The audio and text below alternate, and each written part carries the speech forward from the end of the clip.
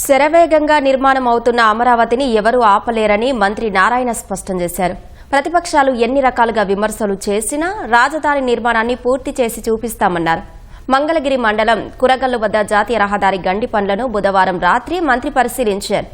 సకాలంలో పనులు పూర్తి కాకపోవడంతో మంత్రి అసహనం వ్యక్తం చేశారు. ఇప్పటికే 3 అడుగుల వరద నీరు వెళ్లిపోయిందని, మరో 24 గంటల్లో పూర్తిగా వెళ్లిపోయేలా చర్యలు తీసుకుంటామని తెలిపారు.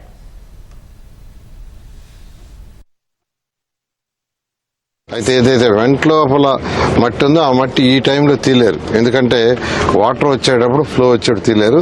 అందుకని రోడ్డుని కొంత కట్ చేసి యాక్చువల్గా దాన్ని బైపాస్ చేశారు. ఒక 60 మీటర్లు, ఎన్ని మీటర్లు, 60 అడుగులు అడుగు యాక్చువల్గా కట్ చేసి దాన్ని బైపాస్ చేశారు.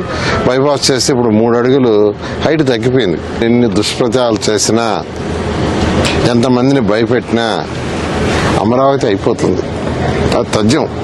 మార్చి 31 లోపల 4000 హౌస్లో ఒక 250 తప్పితే మిగతా అన్ని పూర్తి చేసి అధికారులకు ఇచ్చేస్తాం.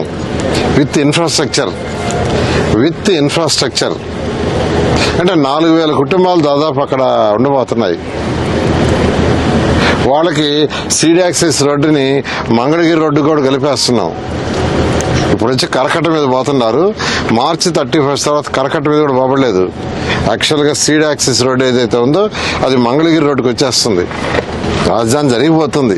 మీరు ఎన్ని ప్రయత్నాలు చేసినా రాజధాని ఆగదు. మీరు ప్రయత్నాలు చేయటం మీకు శ్రమ వృధా, వేస్ట్. ఎందుకంటే మీరు ఏమేమో మాట్లాడతారు, రేపు అయిపోద్ది రాజధాని, తర్వాత ప్రజలే మిమ్మల్ని చీకొడతారు. మీరు ఇష్టం వచ్చినట్టు ఏదో మాట్లాడాలి, ఏదో చేస్తుంటే ఆఖరాకి 0 అవుతారు. ఆ 11 సీట్లు 0 అవుతారు. ఓకే.